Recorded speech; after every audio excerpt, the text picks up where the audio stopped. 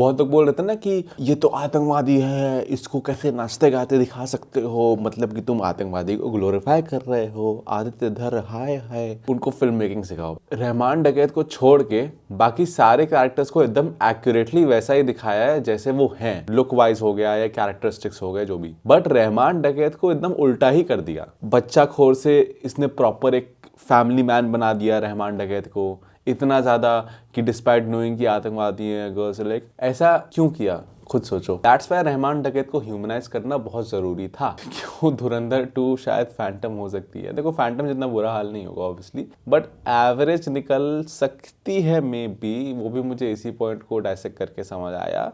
तो धुरंधर 2 जो है वो ऑलरेडी 11 साल पहले रिलीज होके फ्लॉप हो चुकी है। यकीन नहीं आता तो ये बाबू डकैत वाली मौत देखो जो उन लोगों ने हाफिज सईद को दी थी इस फिल्म में।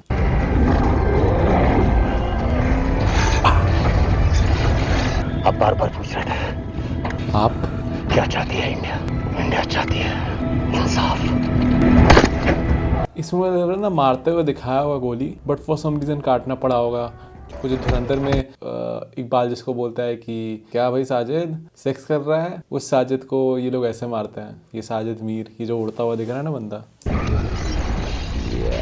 ये वही साजिद मीर उड़ता है। इसके बाद डेविड हेडली को तो जान ही रहे हो भाई, उसको ये जेल में मारता है शावर में कुछ करके। लाइक सेकेंड हाफ तो इस फिल्म का एक्चुअली धुरंधर वाली वाइब देगा तुम्हें कई बार। बट सवाल ये है कि ये फिल्म क्यों नहीं चली, जो कि बहुत बड़ा रीजन है कि क्यों धुरंधर में आदित्य धर ने डिस्पाइट रहमान डकैत बीइंग आतंकवादी उसको इतना ह्यूमनाइज तरीके से क्यों दिखाया। तो उसका रीजन कहीं ना कहीं इस फिल्म के फेलियर में छुपा है। अभी देखना यहाँ पे वही वाला मोमेंट होगा, डार्लिंग डार्लिंग दिल क्यों तोड़ा। मैं हिंदूकुश से आया हूँ। नीली फाटक वाले कह रहे थे आपके शक्कर पारे बहुत अच्छा है, लेकिन वो सिर्फ शाम को ही मिलेंगे। बहुत सी चीज़ें इस फिल्म में तुम्हें धुरंधर की याद दिलाएंगी एंड साथ में ये भी एहसास दिलाएंगी कि क्यों धुरंधर इतने बड़े लेवल पे वर्क कर गई। 3 सवाल। क्यों फैंटम फेल कर गई डिस्पाइट बीइंग लाइक धुरंधर, क्यों रहमान डकैत को ह्यूमनाइज किया गया, और क्यों धुरंधर 2 फैंटम हो सकती है। देखो फैंटम के ना वर्क करने का सबसे बड़ा रीजन पता है क्या है।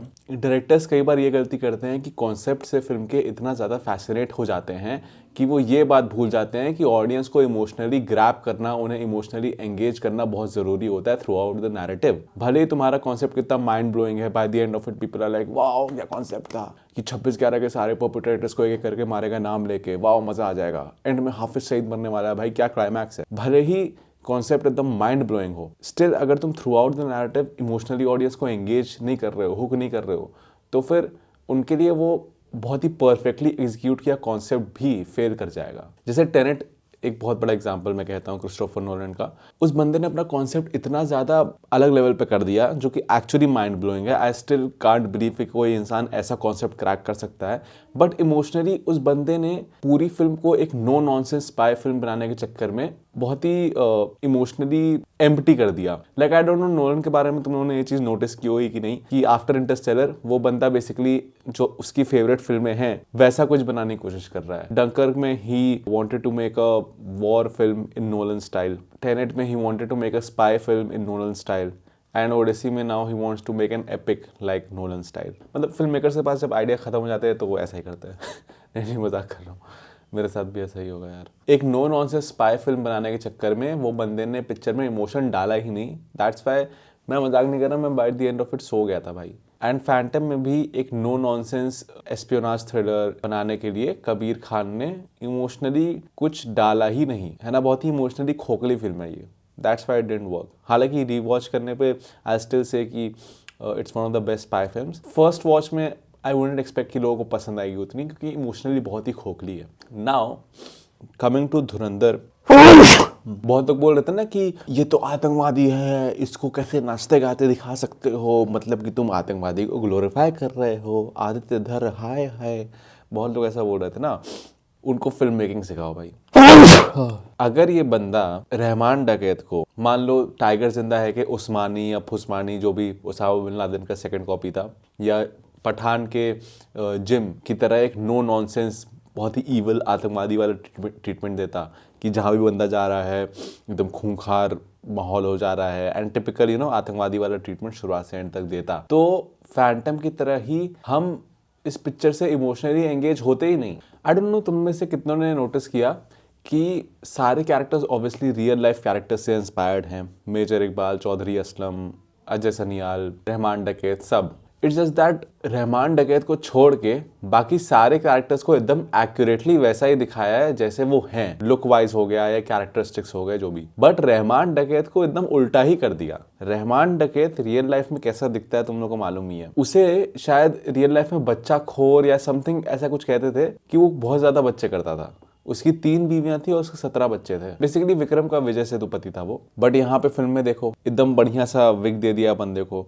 Despite Akshaye Khanna not having hair being the perfect candidate to play the accurate Rehman Dakait of real life, still बंदे ने अलग से विग बनवाया, लगवाया to make sure he looks elegant, he looks charming. बच्चा खोर से इसने प्रॉपर एक फैमिली मैन बना दिया रहमान डकैत को, इतना ज़्यादा कि डिस्पाइट नोइंग कि आतंकवादी हैं, girls like oh my god perfect husband, छापड़ मारने के बाद भी किस करता है, ऐसा वाला फैमिली मैन बंदे ने बना दिया इसको। ऐसा क्यों किया खुद सोचो, क्योंकि ये पूरी फिल्म रहमान डकैत ही एंकर करने वाला था। हमारे इमोशनली एंगेज होने का रीज़न है फिल्म में, more than just a generic spy film हमारे लिए एक्सिलरेटिंग इमोशनल एक्सपीरियंस बन जाता है। वो रीज़न रहमान डकैत ही होने वाला था हमेशा से। ऐसा लुक, ऐसी वेशभूषा, ऐसा फैमिली मैन टाइप अवतार इसे इसलिए ही दिया गया है ताकि हम इससे इमोशनली हुक हो जाएं। क्यों? क्योंकि आतंकवादी जस्टिफाई करना है? नहीं, क्योंकि धुरंधर का स्पाई जॉनरा में एक ब्रेक थ्रू होने का रीज़न यही है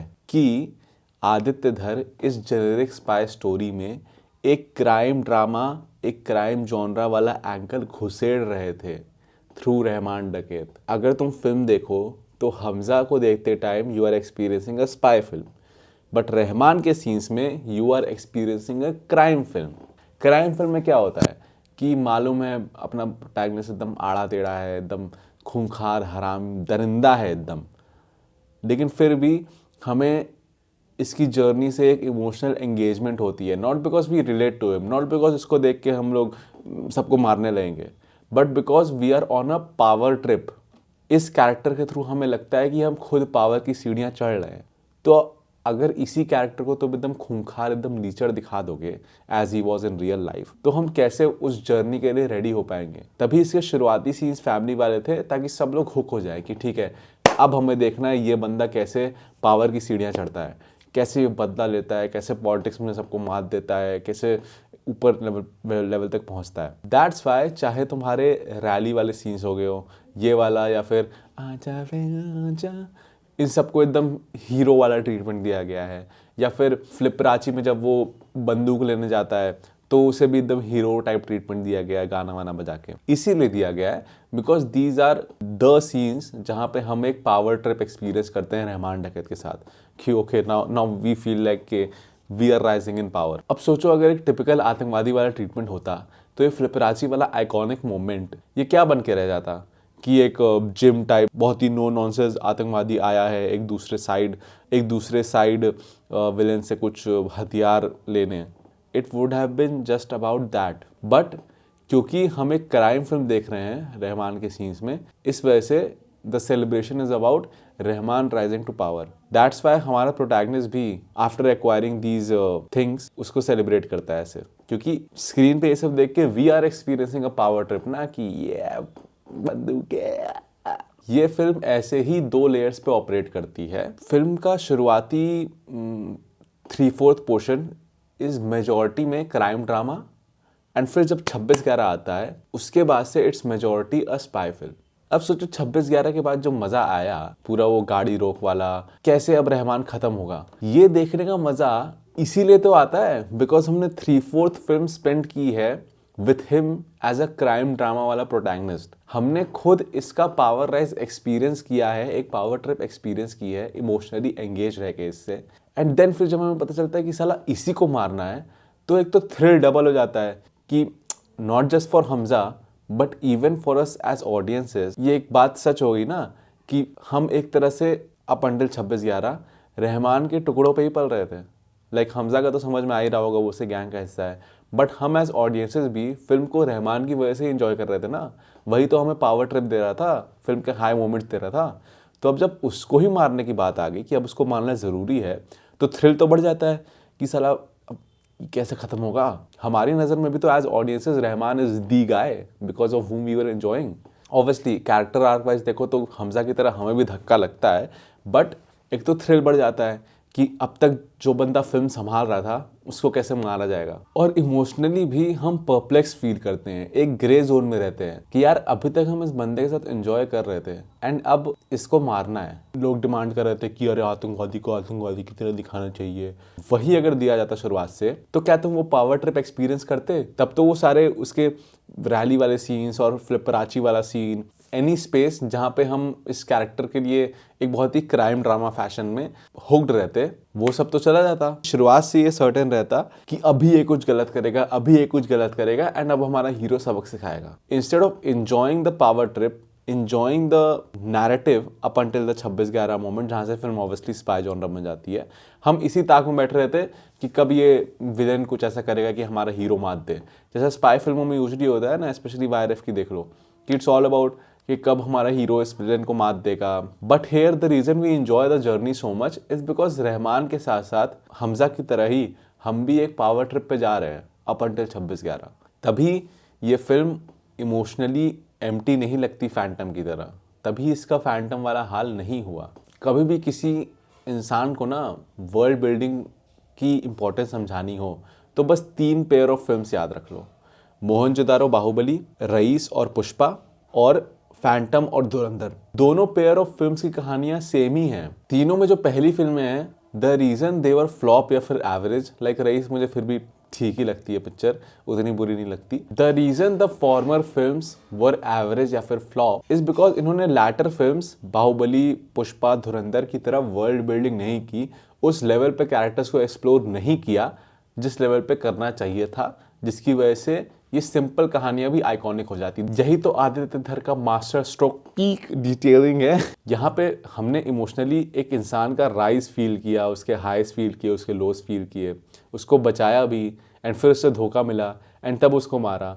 ये इमोशनल लेवल पे देखो कितनी एक्सिलरेटिंग जर्नी है। दैट्स वाई रहमान डकैत को ह्यूमनाइज करना बहुत जरूरी था। अगर ये एक टिपिकल आतंकवादी विलन रहता तो फिल्म खत्म होने के बाद हमारे अंदर वही खोखली फीलिंग होती जो वायरस स्पाई यूनिवर्स या फिर फैंटम को देख के हुई थी कि ठीक है आतंकवादी को मार दिया, ब्रिलियंट कॉन्सेप्ट, बट इमोशनली कुछ फील नहीं हुआ। Coming to the last point, क्यों धुरंधर 2 शायद फैंटम हो सकती है। देखो फैंटम जितना बुरा हाल नहीं होगा ऑब्वियसली, बट एवरेज निकल सकती है मे बी। वो भी मुझे इसी पॉइंट को डायसेक्ट करके समझ आया बिकॉज अब अगर तुम देखो हमजा अली मज़ारी का एरा चालू हो गया है, जसकीरत सिंह रंगी की बातें होंगी and the only major antagonist left is major Iqbal, जिसको ऑब्वियसली ये लोग ह्यूमनाइज तो कतई नहीं करने वाले। इस बंदे ने इतना खूंखार टॉर्चर किया हो उसको तो कतई नहीं। तो अब मुझे डर है कि सेकंड पार्ट जो है कहीं जेनेरिक स्पाई फिल्म ना बन के रह जाए। मे बी रहमान डकैत के ना रहने से वो एक क्राइम ड्रामा वाला एंगल चला जाएगा